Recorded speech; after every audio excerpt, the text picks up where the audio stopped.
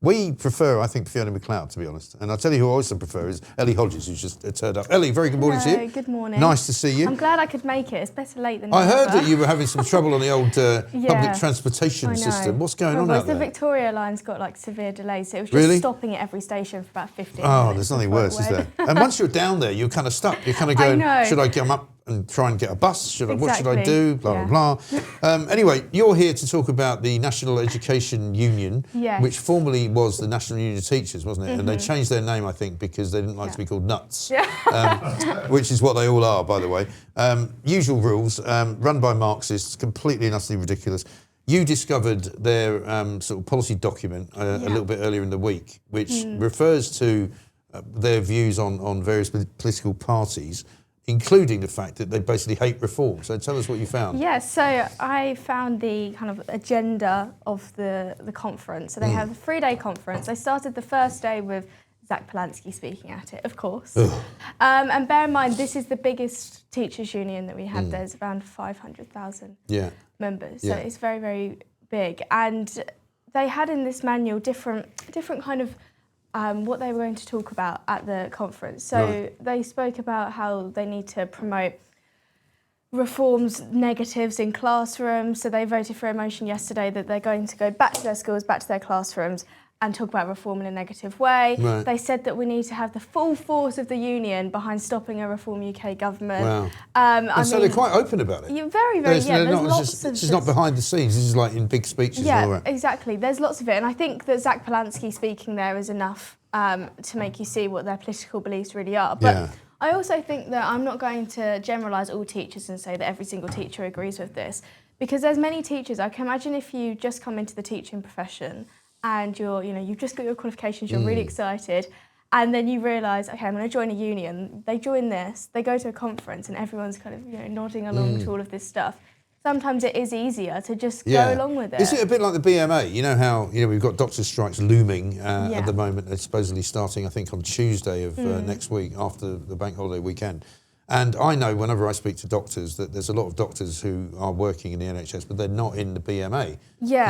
And so they don't, one, go on strike, but also they don't vote to go on strike. And similarly with teachers, I think you don't have to be in the union, do you? Yeah, exactly. So I've had a lot of teachers actually message me and say, oh, I'm part of this union, but I don't agree with it. But it's, you have to be part of the union. But it's difficult it's very difficult not to be. So I just kind of read out some of the things that were said. So it stated, this is part of their motion, reaffirm the union's opposition to all forms of racism, fascism and far-right extremism, including the divisive politics promoted by Reform UK. I love how they kind of include it all in, fascism. I know. It's not they're saying that Reform is a divisive party and they have divisive politics, but the Greens whilst inviting Zach Polansky to speak. Well, even the Greens, it now turns out, have got their own problems because there's quite a few. I don't know if we've got that clip actually, have we, Pooch?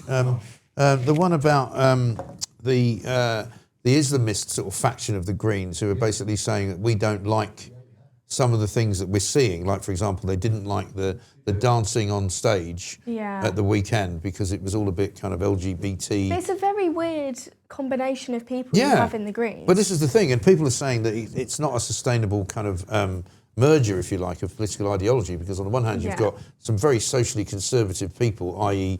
the Muslim vote, who don't really enjoy LGBT activities, and certainly who don't believe in sort of free sexuality for members of their communities. I think the only thing that's holding the Greens together in many ways in keeping this alliance is the pro-Palestine movement. That's the one thing that they all have in common. Yes. But we've always said, but we've always said, the whole idea of queers for Palestine, which is what they call, is so mad. I think we've got the clip. Let's have a look. Stop scrolling. This could change your life. The Green Party supports self-identity.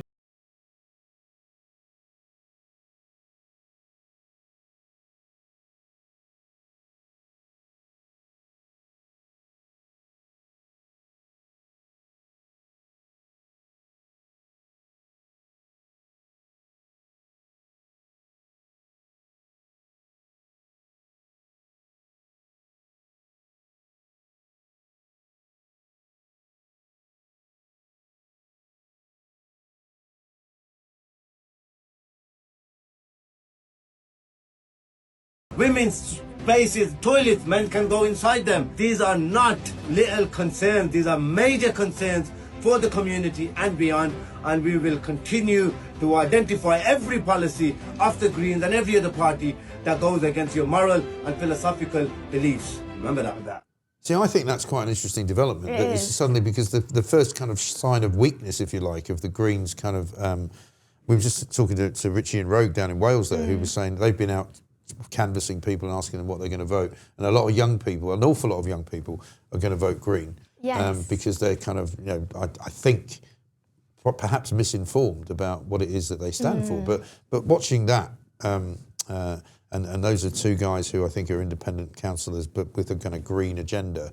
I think that it's going to split the Green vote massively. I think that once these people actually find out what the Green Party is about and realise, actually, okay, it is pro-Palestine, but apart from that, it goes against everything that I believe in, there will definitely be a loss of support, especially from the Muslim community. Right. And we saw as well the Greens playing to this by, in the Gorton and Denton by-election, sending out the leaflets in Urdu, not putting any of the trans stuff, any of the you can identify as whatever you want on that. They were just putting about pro-Palestine and that's it. So it shows that I think a lot of people that are putting their support behind the Greens don't actually know some of their policies. I think that's definitely true. And I think, you know, young people will be supporting the Greens because, linking it back to this story, their teachers are having Zach Polanski speak at their national conference and they're going to go back with new, fresh ideas that Zach Polanski has given them on how to encourage young people to vote for the Greens. So you can't be surprised that this is happening. And a lot of people were putting on my Twitter, they're going, oh, but trade unions have always been political. Yes, of course they have. But I think the problem here is that their whole entire conference is basically devoted to political messaging. There doesn't really seem to be that much about how they're going to improve education. No, but I mean, I don't mean to sound like insulting here, but I mean, it's not that long since you were at school. Yeah, exactly. My kids, who are a bit younger than you, used to say to me all the time that, and you know, one of them's a bit more right wing than the other, but they would go, you'd go into school and, you know, they'd be sort of basically dissing the Daily Mail, saying, don't read the Daily Mail, you know, it's a terrible thing. You know, they shouldn't be telling kids that, should they? I do think that a lot of people brush past it because it's not as simple as, you know, like as you said, I've been through this as well. It's not as simple as you have an assembly of teachers just going, vote for Labour, vote for the Greens. Yeah. That's not what they're doing. They're introducing concepts like white privilege or pro-Palestine or trans stuff, whatever it is, that do actually align to left-wing parties. So it's not as simple as them just straight up saying, vote for this party. They're introducing ideas and concepts. It's a kind of, it's a way of life. I remember going into my kids' school, their secondary school, for the first time to go to some parents' evening or something like that. And I was quite shocked to see that on every notice board, and there was one every kind of 20 yards down the corridors, was a poster of a Stonewall. Yeah. And I'm kind of going, you know, I've got nothing against Stonewall, I've got nothing against, you know, the LGBT community, but why is the only poster which I can see is it's just something... really performative. Yeah. It's so performative. It's like when you see in schools now they have pride zebra crossings just to even get in school. And I just think a lot of these things as well, like I know many people that are part of like the LGBT, not the T community, and they say, you know, I don't want this. It makes you feel more different and it makes you feel like, oh, so I have to walk through a pride zebra crossing. Like, I just want to be seen as the same as everyone else. And I think that's how a lot of people feel. And I think that all of these different concepts and, you know, even like the anti-racism and, you know, the white privilege kind of thing, I think they actually have the opposite effect a lot of the time. And actually, I think the majority of people in this country don't judge people based on the colour of their skin or their sexuality. Well, no, it's not something that you... I mean, I wouldn't go up to somebody and ask them, you know, what's your sexuality? Yeah, no one cares. I'm not interested, you know? Exactly. So I think that by introducing all of these different things, it actually makes people start to think about it more, and then more things are happening because they're thinking about it all the time. And I think it's like Black History Month, for example. I find that ridiculous as well. Sure. Because you're relegating the whole of Black history into 1 month. And you're making it a special thing. Yeah, yeah, exactly right. And I mean, I don't know how you cover it because obviously you can't cover everything, and you can't teach everything. But I remember one of my kids was telling me that one of the things that they studied was the Vietnam War. Fascinating, interesting, cool kind of thing to do. But I don't understand why it's part of a British historical curriculum? Why are you studying the Vietnam War? What's that got to do with Britain? I actually, on the way here, on the PAX tube journey, I ended up sitting next to, I think, what is the product of wokeness and performative, very, very performative. So it's this guy, bright pink hair. He had about 5 different badges on, you know, pro-Palestine, stop arming Israel, a pink skirt, and I was just like, this is like ridiculous. That's the Victoria line for you, though. Yeah, I mean, just why Comes in though? from sort of Hackney, isn't it? It's like 7 o'clock in the morning, and you're trying to make a political statement. It's like, you know, this is me. These are all my messages. Yeah, exactly. I know, it's weird. I was reading a piece in the Times today, actually, which is about the same conference. But it's about how more than £15 million of compensation has been paid to teachers in the last year alone. Who have asked for it for all sorts of things, including being punched and kicked and spat at by children. One teacher said that she was pushed to the floor, kicked 14 times. Children also being assaulted by classmates. I mean, that sounds to me like something which is a bit more serious than telling people, you know, whether they should read the Daily Mail or not. I do think that education as a whole is in a very, very dire state, and it's because I went into my old school to do like a talk the other day about, you know, being in the media and stuff. And I spoke to some of the teachers afterwards, and one of the pastoral ladies actually said to me, she's like, we're not like even just a school anymore. We're not here to teach. We're now taking the role of parents, and we're having to refer people to hospitals. We're having to do this, we're having to do that. And this is the problem, is when you widen the responsibility of what a school is meant to be, it means that there's more issues because you can put less attention into actually teaching, and you're putting more attention into caring and taking on the role of the parent. Right. But this is the whole thing about the government, isn't it? Because you've got Bridget Phillipson, one of the worst ministers, I think, in history, who's now obviously the Secretary of State for Education. And they believe in this kind of nanny statism. They believe in giving everybody a free school meal, a free school breakfast, you know, breakfast clubs. That's all they talk about. How far do you go and with it's like, well, you know, sorry, if you're a parent and you are not feeding your child, then for me, you should be investigated by the social services, and you might have to have that child taken off you. And, you know, it's not right, I don't think, for those of us who have had kids and have put them through school to now be paying for other people's kids to get a free meal. You can get a box of cereal for like £2.50, £2. If you get a cheaper one, then it's even cheaper than that. You know. And that can last you, you know, a couple of days or even a week. So I think but it's not just what it is that they're eating. It's the fact that we're taking away responsibility from the parent and saying, "Oh, don't worry. If you can't be bothered feeding your child, just drop them off with us, and we'll give them some food." Yeah, a job of a school is to teach, not to be the parent, and not to take on all those responsibilities.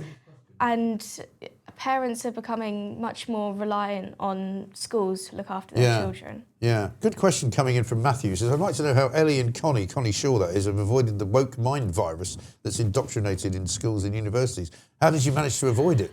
I don't really know. So sensible? I don't really know. I think I don't know. I mean, how I came across politics at the start was, I think I was just scrolling through YouTube and I clicked on a video. Right.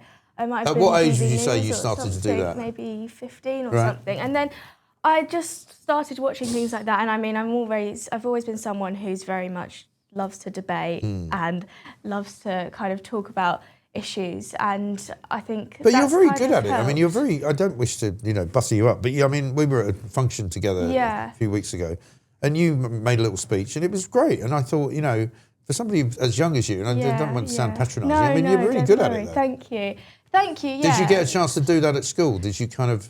A bit, but I mean, you can't really talk about these kind of issues at school. Right. I mean, I always debated and I was always very much, if a teacher pushed a left-wing opinion, I'd always say, well, hold on a minute. Yeah. So I think they actually stopped doing it in front of me because they realised that I was always going to object to it. But I think that although we can all the time talk about how young people are all lefties, there is a lot of young people who actually are waking up. And I think that that's a positive of social media actually in many ways, because you can come across other opinions and you can think, actually, hold on a second, what's that about? And I think that, you know, I didn't go to university, so I think that's a big thing as well. That's another plus. And I think that the problem with universities as well is that I've seen people that do not care about politics at all. They have never had an interest in politics. Yeah. They go to university, then they come out of university and they're suddenly protesting. Right.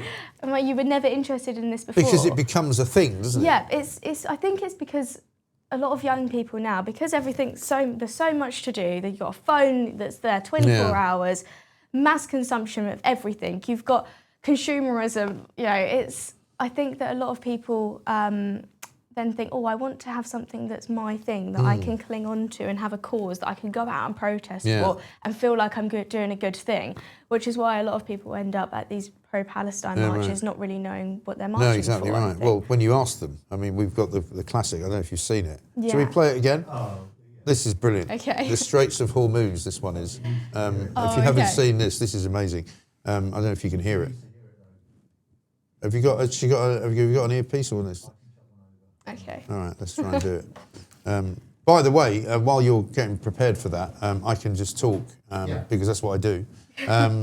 Coming up at 9:30, and what we've been doing all week is, I don't know if we've got a call to take, but we're able to take phone calls now, believe it or not, which is kind of cool. And we've had 2 the last 2 days, and we might take another one now, because what we're attempting to do is create this second channel called UK Live, which is going to have other shows on it. And so come, I suppose, I don't know, a few weeks maybe, a couple of weeks, maybe a month or so down the road, a little bit later than we would hope, because we wanted to do it a little bit earlier. But what will happen is at 9:30, when my show finishes, you will be able to go over to this other channel called UK Live, and there'll be another show, which will take you through the next hour, or maybe the following hour, or the following hour. The idea is basically that we will create a sort of a 24-hour channel where you can basically watch very smart people, very interesting people doing their shows for the whole day, because you don't want to watch the BBC. What's the point? You don't want to watch Sky. GB News is a bit boring. This will be far more interesting. But anyway, I think you've now got an earpiece. I've now got an earpiece. So have a look at this. This is one of the funniest videos I think I've seen, certainly this month. Have a look. Isn't it a little bit homophobic that we're so focused on the Straits of Hormuz and not the gays of Hormuz? Yes, I agree. Yes, for sure. Why do you think they're willing to leave the gays of Hormuz behind? I think it's just historically, gays have always been very discriminated against, which is wrong on so many levels. Even in war. Yeah, even in war. It just takes more reform in government, obviously, and then also educating society. I just feel like if we're going to go in there, we can't leave the gay people behind. Right, I don't think we should go in there at all, but if we're going to, the gays of Hormuz, we could turn it into Fire Island. For sure. Oh my God! And that's on a university campus in America, right? Where it never occurred to me to think of the Straits of Hormuz as a thing describing straight people, right? But he's gone there and gone, what about the gays of Hormuz? Oh yeah, you're absolutely right. Yeah, they should be looked after. They should be, I don't understand. Treated the same way. You just think, what are you doing? What are you thinking? Oh, I know. I mean, you just see some of these videos as well. All of these protests, some of the pro-Palestine protests, like, so where is Palestine? And they're like, well, this is one of the things. Funny, this is a good one actually. That I was talking to Lance Foreman yesterday, who is a very successful businessman, runs an incredibly well-run fish organisation, sells the best smoked salmon in the world actually. And he was saying, Zach Polanski talks about a world without borders, but he wants there to be a state in Palestine. And it's like, is that the only place he wants to have borders? Yeah. And you kind of go, it's true, there's no logic to any of this kind of weird lefty mind stuff. I'm not going to say that all people who are left-wing are, as bad as that, but there's so many left-wing arguments that you can just dismantle with like one sentence, click of a finger. Exactly. This from Seaside Babe. My daughter called a teacher out for addressing the class with her hard left views. I was so proud of her. My Emmy said, stop trying to brainwash us. Yes. Which is true. Good. Get your kids to stand up for what they believe in classrooms, because it's so important. And even if they feel like they're, put down at the start, you just keep going. Because my logic was always, if I'm in a classroom and a teacher says something that, I disagree with, or is actually not true, and I then call it out, that classroom now, all of those students have been put in front of them 2 different views, and they can decide for themselves. Absolutely. So it's not just about, you're annoyed at the comments to call out the teacher. You want the rest of the class to know that there isn't just one argument. It's not just the teacher's opinion. Totally. Absolutely right. Brilliant. Great to see you, Ellie. Thank you very much indeed. Lovely to see you. I'm glad I could actually make it. No, I'm glad you did as well. A couple of comments before. What was that noise, by the way, earlier? It sounded like there was some kind of mixing. The heating came on. It makes such a racket. I don't know if that could be heard. I have faith in the younger generation. Connie and Ellie are impressive. Oh, was Connie here? Plant Seeds. No, she was on just before you, but she was down the line. She wasn't actually in the office. But she was doing great work at the Free Speech Union. Yeah, Ellie's a lovely young girl and talks a lot of sense as a man. Thank you. There you go. Thank you very much indeed. If Ellie is the face of the next generation of young ladies, the world will be looking a lot brighter. Beauty and brains will certainly. Yeah, absolutely. And also, it's great, isn't it, that we've got the ability to platform people like yourself, because you wouldn't get on the BBC probably very much. Oh no, definitely not. Have you ever tried? Well, I actually had one call from the BBC before. They wanted me to go on one of their Sunday shows, and it was about the special relationship with Trump and Starmer. And they called me and was like, okay, so we need to know what your opinions are before you come on. Yeah, they always and then do I told them, and then they were like, actually, maybe you're not fit for this. Not ready for the BBC. I didn't think so. I used to hate that about this. I used to get calls from Good Morning Britain quite a lot, and they would spend like 45 minutes asking you what you thought about this, that. What exactly you're going to say. And then by the time you went on, you'd literally have about a minute. And I'm like, you're now going to spend 40 minutes asking me about what I'm going to say for a minute. Really? Honestly? I do find that really annoying. I find that annoying in general, where like when I've interviewed people before, for example, and what exactly are you going to ask me? So I know I'm going to. Well, this is the thing. I mean, I don't ever know. Or if I say yes to it. Whenever people say that to me, I'm like, I don't actually know what I'm going to ask you. Yeah, I know, because you think about it. Yeah, it's a depending on what they say as well. It's a conversation. And I'm just like, come on, especially if you're a politician, you should be used to answering whatever question comes your way. Yeah, of course, absolutely. Or do you want to do it on the other side? Yeah, do it on the other side. Let's do it on the other side, because this is where we switch over now, because we've got to get disciplined about this, Pooch. It's already 9:32. And so we go to UK Live, right, which is the new channel. So stay where you are. If you want to find it, you have to look for UK Live online. But if you're on the YouTube channel right now, and where the YouTube chat is, you will get a little prompt which you can click on, and it will take you over to UK Live. And what we'd like you to do when we do that is to have you subscribe to it as well, because the more of you that subscribe, the more influential this channel becomes quickly as it goes. And when we do that, we'll read some comments out. We'll do a little bit of Pooch's Pooch. Cindy might be calling from America, from Michigan. And also, I'll give you my meltdown of the day, which is all about NATO. Because apparently Donald Trump says he's going to give up on NATO and he's going to leave. I can't say I blame him, to be honest. So I'm just waiting to see the prompt, if I can. Say goodbye on this one, Mike. So cheerio. Thank you all of you for watching. Thank you to Charlotte for setting it all up. Thank you to Ellie. Thank you to Pooch. Thank you to all the other great guests that we had. And of course, the government for being so completely useless that we have plenty to talk about every single day that we come in. I'll be back at 7 a.m. tomorrow morning. Right now, though, you need to switch yourself over to the new channel, which is UK Live, and we'll see you over there. I still haven't got the prompt, though. Oh, there it is. Okie dokie. Oh, that's good. So then we switch over to this other channel, but we're still broadcasting, basically. Ah. That's already going out, isn't it? So we're here. We are here? So, all right, so should we do Pooch's Pooch first? Do you like dogs, Ellie? Yeah. Okay, well, this is Pooch's. Pooch and I love dogs. Let's see. And we play a little dog video every single day to cheer everybody up. Oh, you haven't seen this? Because the news is so awful that, we just need to have a laugh. Check it out.